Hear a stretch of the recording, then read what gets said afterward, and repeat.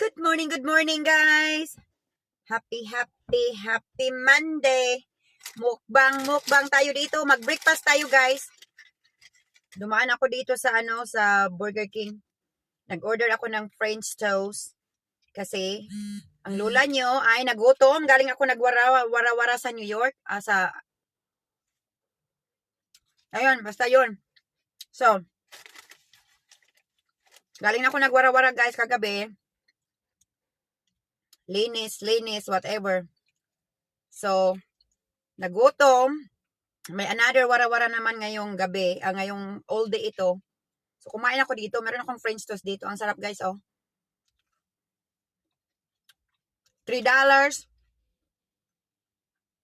sa tatlong French toast na maliit. So, ibig sabihin, tag $1 ang isa nito. $1 ang isang maliit na French toast. Grabe.